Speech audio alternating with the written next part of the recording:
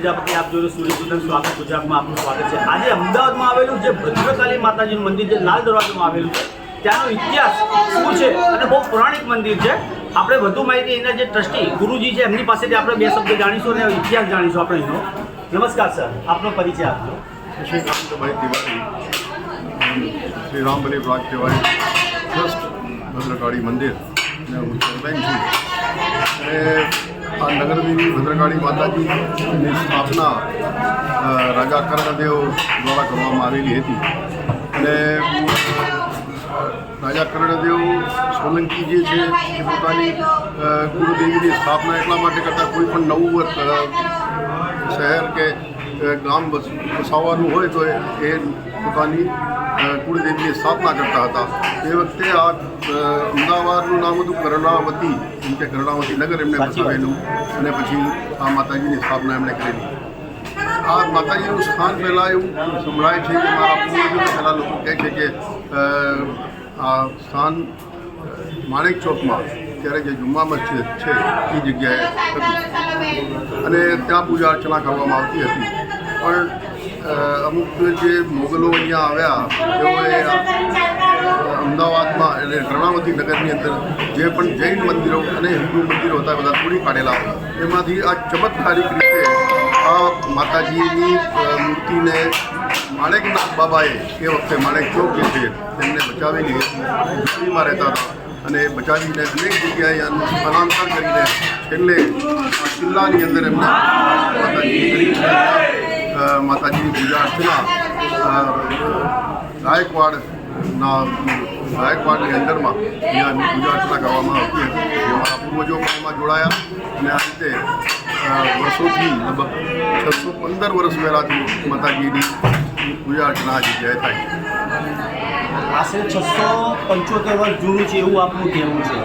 અને માણેક બાબા જે માણેક ચોક નામ જે પડ્યું છે એ માણેકનાથ બાબા હતા। બીજું શું એના વિશે શું કહેશો તમે? હવે એવું કહેવાય છે કે જ્યારે આ અત્યાચાર ખૂબ વધ્યો એના એ વખતે આ માતાજી જે છે આપણા ભદ્રકાળી એ મહાકાળીનો શાંત સ્વરૂપ છે અને શાંત સ્વરૂપના 3 સ્વરૂપ આવી જાય એક સાથે।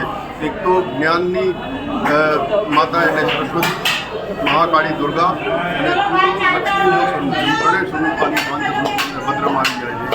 અને એવું કહેવાય છે કે જ્યારે ખૂબ અત્યાચારનો બન્યો ત્યારે માતાજીએ અહીંયાના એક દરબારને સપનામાં આવ્યા અને કહેવા લાગ્યા કે હવે આટલો અત્યાચાર થઈ ગયો છે, આ સમૃદ્ધિ ભલે કર્ણાવતી નગરના નામે સાહેબ બનાવી પણ હું અહીંયાથી હવે જવા માગું છું। અને એ વખતે સપનામાં આવીને પહેલાં દરબારને વાત કરી માતાજી રોકાઓ, કેમ કે આટલી સમૃદ્ધિ આ તમારા કારણે છે અહીંયા। તેથી લોકોએ કીધું કે કંઈ વાંધો નહીં, ના પેલો રાજા દરબારને કીધું કે હું રાજા પાસે જઈને અને પરમિશન લઈ આવો કે તમે કહેવા માટે ગયો પણ પાછો ના આવ્યો। એટલે માતાજીએ મને થયું કે ચાલો હવે આ નથી આવે તો કઈ રીતે જવું, એટલે કીધેલું પછી હું જઈએ। એટલે માતાજી એવું કરવું છે કે પછી માતાજી અહીંયા આશીર્વાદ રૂપે એમના હાથનો પંજો અહીંયા ગેટ પર મૂકેલો છે। મૂકેલો છે હાથનો પંજો આપણે આશીર્વાદ તરીકે એમને અમુક લોકો આમ કહીને લક્ષ્મી સ્વરૂપ ગયું પણ અન્ય સ્વરૂપ અહીંયા જ રહ્યા। અને એવું પણ કહેવામાં આવે છે કે ના પછી માતાજી અહીંયા જ રોકાઈ ગયા, પણ આપણો પંજાનો આશીર્વાદ નિશાન અહીંયા છે। આપણે કહી શકીએ કે ઘણી જગ્યાએ આપણે એની પણ પૂજા કરવા કરાતી હતી। અને બીજું અહીંયા કહેવામાં આવે છે કે માં લક્ષ્મીજી જે પણ અહીંયા તન દરવાજાની અંદર વસવાટ કરે એના વિશે આપ શું કહેશો? લોકોના મુખે ચર્ચા એવી વાત હા તો બરાબર છે, લક્ષ્મીની છે એટલા માટે આ પંજો જે છે આશીર્વાદ અહીંયા મૂકીને માતાજીનો જે પંજો છે તે લક્ષ્મીનું સ્વરૂપ છે। એટલા માટે અમદાવાદની સમૃદ્ધિ લક્ષ્મીજીને કારણે છે, આ ભદ્રકાળી માતાજીને કારણે છે।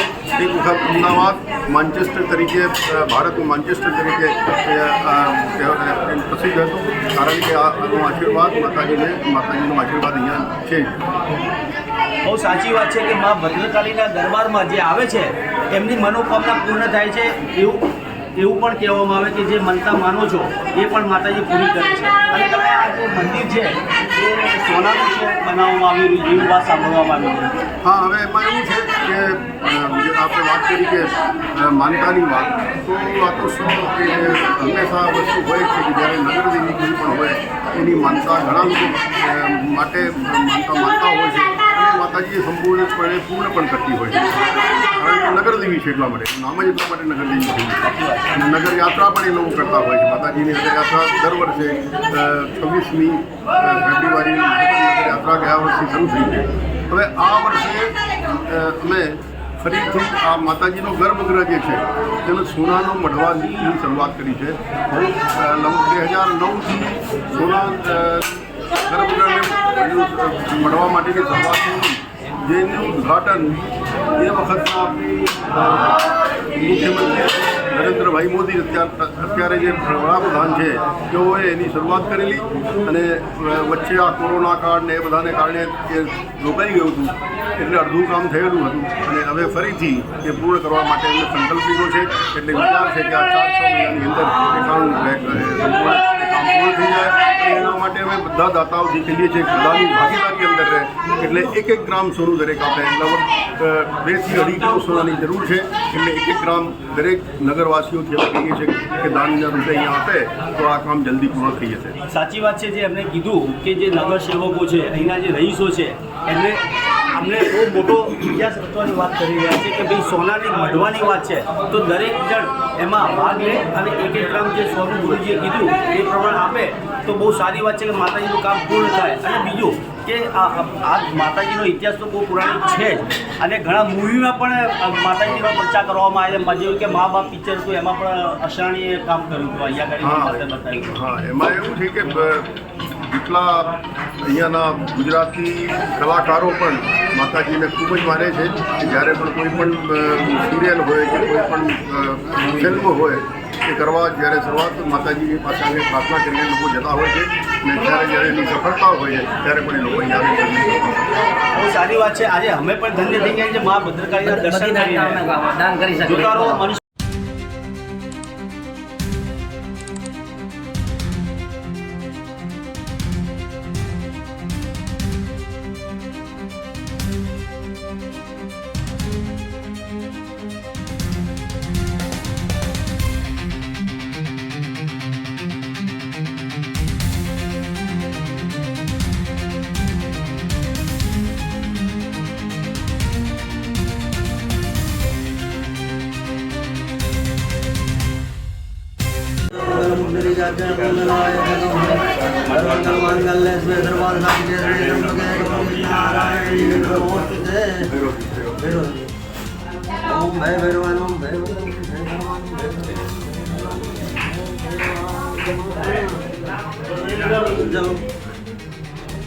અમારા ચેનલને લાઇક અને સબસ્ક્રાઇબ ફોલો કરો જેથી તમે દરેક મહત્વપૂર્ણ અપડેટ સરળતાથી મેળવી શકો.